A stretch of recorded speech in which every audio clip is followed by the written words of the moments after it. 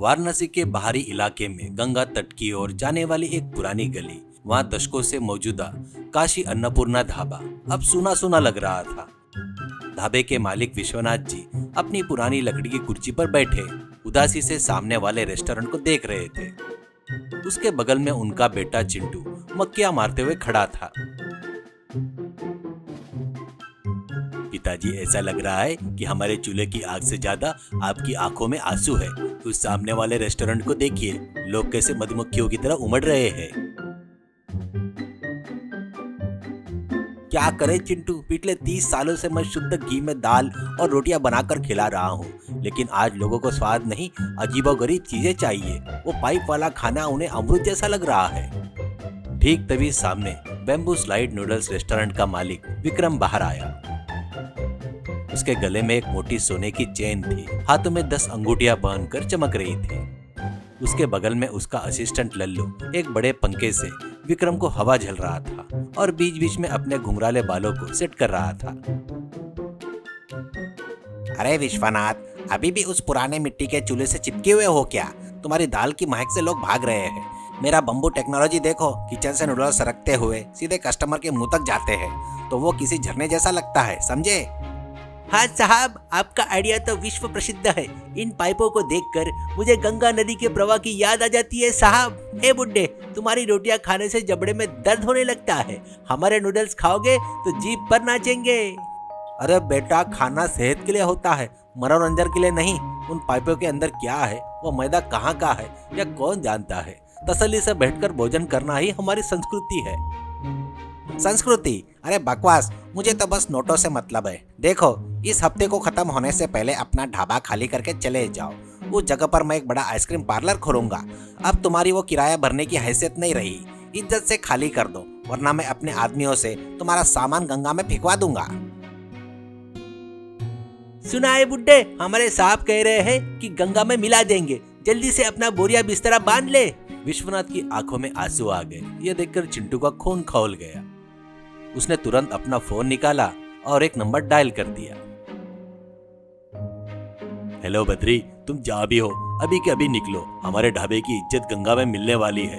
एक पाइप वाला हमें धमका रहा है, तुम्हें अपनी भूख से उसका घमंड तोड़ना है। दूसरी तरफ पटना शहर में खाने की एक बहुत बड़ी प्रतियोगिता चल रही थी। वहाँ का नजारा देखकर किसी के भी होश उड़ जा रहे थे। मेज पर सैकड़ों खाली प्लेटें थी। उनके बीच में बद्री बैठा था, जो एकदम दुबला पतला हवा में उड़ जाने जैसा लग रहा था और उसे किसी भी बात की फिक्र नहीं थी। वो ऐसे नूडल्स खा रहा था जैसे कोई वैक्यूम क्लीनर सब कुछ अंदर खींच रहा हो। उसके बगल में उसका दोस्त दुखीराम मुंह खोले उसे देख रहा था। अरे रुक जा भाई, आयोजक किचन में गैस बंद करके आटा खत्म होने का बहाना बनाकर भाग रहे हैं। तूने पहले ही इस शहर के आधे नूडल्स खत्म कर दिए। बद्री मुंह में नूडल्स भरे हुए। अरे दुखीराम, ये नूडल्स दे रहे हैं ना, ये तो मेरे दांतों के नीचे भी नहीं आ रहे हैं भाई। असली खाना तो गंगा नदी के किनारे विश्वनाथ दादा की दाल और रोटियां है। ये तो बस टाइम पास है यार। ठीक तभी बद्री का फोन बजा।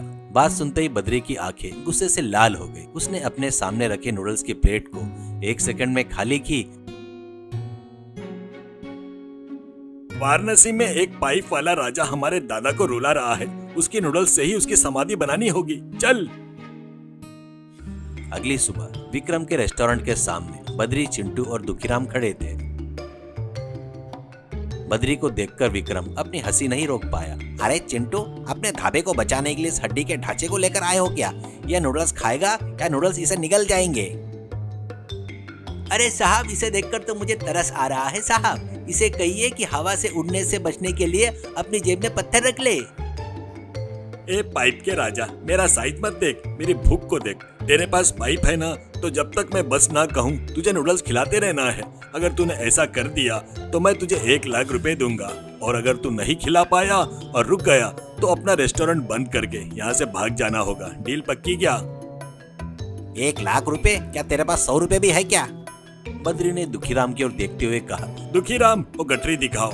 दुखीराम ने एक पुराने कपड़े की गठरी खोली। उसमें बद्री द्वारा खाने की प्रतियोगिता में जीती गई इनाम की राशि की गड्डियां भरी हुई थी। उसे देखकर विक्रम के मुंह में पानी आ गया। ठीक है सूखी लकड़ी, शर्त पक्की। कल सुबह तेरी अंतिम यात्रा शुरू होगी। ये पाइप लगातार बहते ही रहेंगे। तूने उल्टी भी कर दी तब भी मैं नहीं रुकूंगा। अगली सुबह विक्रम के रेस्टोरेंट में भारी भीड़ जमा हो गई। विक्रम के रेस्टोरेंट का सेटअप बड़ा ही अजीब था। किचन से 3 बड़े बांस के पाइप बाहर की ओर निकले हुए थे। उनमें से आधे कटे हुए पाइप ग्राहकों के सामने पटरियों की तरह जा रहे थे। किचन में कुक जैसे ही नूडल्स डालते वे पानी के साथ सरकते हुए तेजी से आ जाते।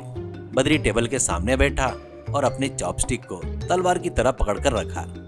अरे रसोइयों से कहो स्पीड बढ़ा दे, इससे पहले कि यह 1 गिलास पानी पिए 5 प्लेट अंदर चली जानी चाहिए। शर्त शुरू हो गई। पाइप से पहली बार नूडल्स तेजी से आए। बद्री ने उन्हें पकड़ा और 1 सेकंड में मुंह में डाल दिया। वो नूडल्स चबा नहीं रहा था, बस निगल रहा था। 10 मिनट बीत गए। बद्री ने 50 प्लेटें खाली कर दी।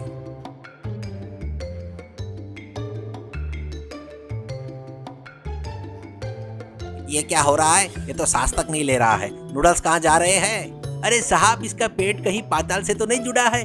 पाइप की स्पीड से ज्यादा तो इसके मुंह की स्पीड है साहब। रसोइयों से कहिए कि स्पीड बढ़ाए। 1 घंटा बीत गया। जैसे ही पाइप से नूडल्स आ रहे थे वो उन्हें प्लेट में गिरने दिए बिना हवा में ही पकड़कर खा रहा था। यह किसी चमत्कार जैसा लग रहा था। आसपास मौजूदा लोग तालियां बजा रहे थे। बद्री स्पीड बढ़ा, विक्रम का चेहरा पीला पड़ रहा है। ए विक्रम, क्या हुआ? नूडल्स क्यों नहीं आ रहे हैं? क्या पाइप में चूहे फंस गए? स्पीड बढ़ा, मेरी भूख बढ़ती जा रही है। विक्रम घबराते हुए किचन में भागा। वहां रसोइया पसीना पसीना होकर आटा गूंद रहे थे। साहब 10 बोरी मैदा खत्म हो गया है। गैस सिलेंडर भी खाली हो रहे हैं। ये आदमी तो अभी भी और मांग रहा है। या इंसान नहीं, कोई राक्षस है। रुकना मत, शहर में जहां भी मैदा मिले खरीद कर लेकर आओ। मुझे मेरे 1 लाख रुपए चाहिए। 2 घंटे बीत गए। बद्री अब नूडल्स खाते खाते डांस कर रहा था। उसके खाने से विक्रम के रेस्टोरेंट का सारा नूडल्स का स्टॉक खत्म हो गया। आखिरकार किचन से कुक बाहर आया और पैरों पर गिर गया। साहब अब मेरे बस की बात नहीं है। आटा खत्म हो गया है, सब्जियां खत्म हो गई, यहाँ तक कि मसाले भी खत्म हो गए। बद्री जी तो अब इन पाइपों को भी खाने वाले लग रहे हैं। मैं तो भाग रहा हूँ। ए विक्रम, क्या हुआ? नूडल्स क्यों रुक गए? मेरा पेट अभी भी 40% खाली है। जल्दी भेजो वरना शर्त हार जाओगे। विक्रम ने सिर झुका लिया। लल्लू डर के मारे छतरी के पीछे छिप गया। पंचायत के बुजुर्गों ने अपना फैसला सुनाया। विक्रम, बद्री ने बस नहीं कहा, तुमने ये हाथ खड़े कर दिए, इसलिए शर्त के अनुसार बद्री जीत गया। तुम्हें यह गांव छोड़कर जाना होगा और अपना रेस्टोरेंट को यहीं छोड़ना होगा। विक्रम रोते हुए, साहब मैं अपनी सारी संपत्ति इन पाइपों में ही लगा दी। अब मैं कहाँ जाऊँ? विश्वनाथ आगे आकर धीमे स्वर में, अरे देखो विक्रम, व्यापार दूसरों को रुलाने के लिए नहीं होता है। तुमने धोखे से कमाने की सोची है, इसलिए इन पाइपों ने तुम्हें ही निगल लिया। अब भी वक्त है, ईमानदारी से जीना सीख लो। दादाजी, इसके पाइप वाला खाना खाकर मेरा गला सूख गया है। मुझे 10 पराठे और दाल खिलाई है। असली खाने का स्वाद इसे भी चखाते हैं। विक्रम को गलती का एहसास हुआ और वो वहां से भाग गया। लल्लू भी अपनी कंघी फेंक कर उसके पीछे पीछे चला गया। विश्वनाथ जी के ढाबे में फिर से लकड़ी का चूल्हा जल उठा। बद्री पराठे खा रहा था और सारे लोग फिर से उसी पुराने ढाबे की तरफ कतार लगाकर खड़े हो गए। सीख, लालच और घमंड हमेशा पतन का कारण बनते हैं। जो लोग कड़ी मेहनत करते हैं और ईमानदार होते हैं, भगवान किसी न किसी रूप में आकर उनकी रक्षा जरूर करते हैं। भोजन का अर्थ स्वास्थ्य होता है और धोखे का अर्थ विनाश।